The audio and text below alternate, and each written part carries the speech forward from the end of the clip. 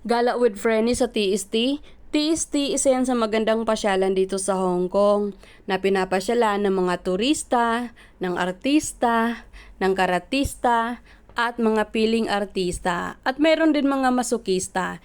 Yung mga masokista, nagmamahal sa mga maling tao. Sila yung mga masokista, chararot lang. Maganda mamasyal dito sa TST kasi may mga libreng pasyalan. Katulad na lang ng HK MOA, libre, walang entrance fee. Katapat ng HK MOA, yung Space Museum na parang kalbo ang design. Sa Space Museum may entrance fee 10 Hong Kong dollars. Pag tig-convert, less than 100 sa peso. Kaso sarado, hindi namin napuntahan kasi under renovation. Kaya pumunta kami ni Frenny sa HK MOA. Si Frenny pagod na naman, walang pera. Nakakapagod talaga pag walang pera, ano Frenny? Chararot lang. Pasyal na lang kami ni Frenny sa HK MOA. Sa HK MOA, libre, walang entrance fee. Kaso pagpasok namin, bawal yung picture, bawal yung video. Pero sa taas pa pwede mag-video, talagang makikita yung view ng TST, yung view sa may central. Diyan lang yung pwedeng mag-video kasi sa loob, bawal.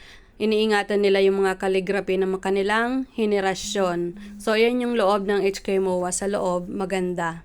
Sayang lang, hindi kami nakapasok sa Space Museum, sarado. Under renovation pa kasi. Marami kasi silang budget, sana all mayaman at maraming budget.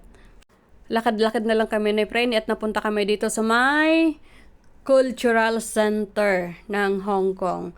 Pagdaan namin dyan, may kinakasal. Napakasimple lang ng kinakasal, hindi gaanong magarbo yung mga kasal dito. Napaka-practical ng mga kinakasal dito, hindi gaano silang mahanda, hindi gaano silang magarbo. Iyon yung nakakatawa sa kanila, masyado silang practical. Lakad-lakad lang kami dito sa may TST, maganda dito yung view, lalo na pag malapit na sa seaside, ang ganda at ang hangin. At maraming turista na nagtutour, mga group tour yan. Marami silang turista, galing silang ibang planeta, chararot lang. Sabi ko, Frenny, picturean mo naman ako dyan. Picturean mo pa ako dito, Frenny. Oh. 1, 2, 3, click. Maganda yung nasa likod kong view. Diyan kami pupunta ng aking Frenny. Maglalakad-lakad kami malapit sa seaside. Tambay-tambay lang, pahangin kami ni Frenny kasi wala nga kaming budget. Yung nasa likod ko hindi napapagod.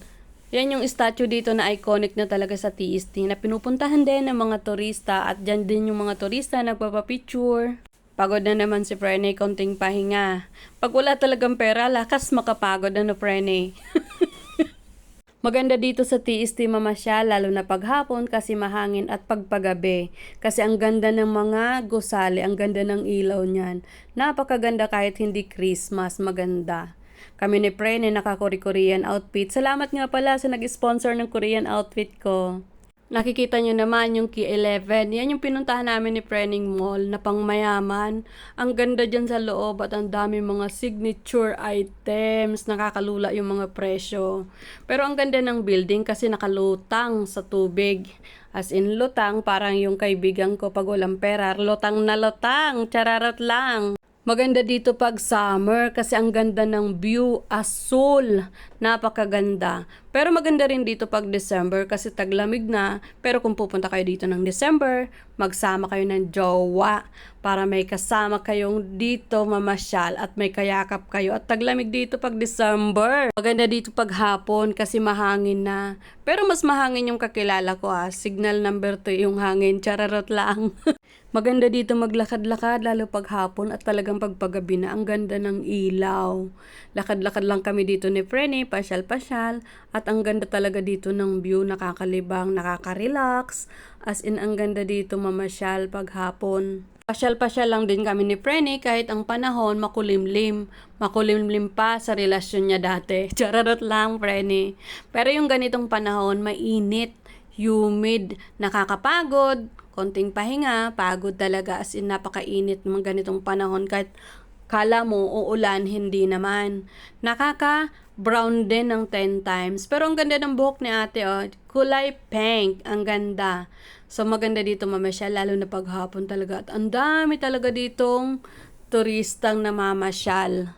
Mas maganda talaga pumasyal dito pag may mga okasyon, pag December, Chinese New Year kasi ang gaganda ng decor dito. Talaga may mga dekorasyon, may Christmas tree, ang gaganda ng Christmas tree dito pag Pasko or season na may okasyon. Ang ganda lang dito sa likod ko kasi yan yung iconic clock Tower. At maraming turista sa likod ko, talagang nagtutur sila dito. Pansin ko lang sa mga turista na to, napakadisiplinado. As in, disiplinado sila. Pag may kasama silang tour guide, talagang hindi sila naghihiwalay, hindi mga pasaway. Ano, Frenny, pagod na? Nakakapagod talaga maglaskot sa Frenny, lalo na pag 50 na lang yung pera mo. Huwag mo nga akong ginugulat, Frenny. Ano, uwi na tayo. Gaya-gaya po tumaya, sabi ni Pangyaw pag nagpe-picture daw sa palm tree, ganyan, magsisway yung kamay. Ginagaya lang din namin ng aking Freddy. So, ayan yung mga nagtutour, tinuturoan sila kung paano magpa-picture sa palm tree ng kanilang tour guide. Maganda dito mamasyal, kasi yung iconic clock tower na yun paggabi, ang ganda. Napakaganda dito paggabi. Lemon, hindi ganyan yung hawak sa palm tree. Mali naman yung hawak mo, Lemon. Ay, gayahin mo yung nasa likod mo, Mali yung hawak mo, Lemon. Umalis na lang, Lemon, yung ginagaya mo. Nakakatuwa yung mga turista kasi napakadisiplinado. At talagang sumusunod sila sa tour guide nila. Maganda dito pumunta paggabi. As in, ang ganda dito ng ilaw sa may clock tower.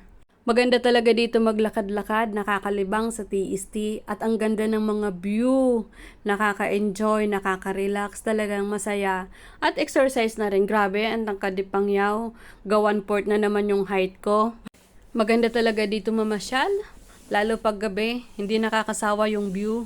At uwian na din yung mga turista, nagpipicture lang sila sa iconic clock tower ng HK.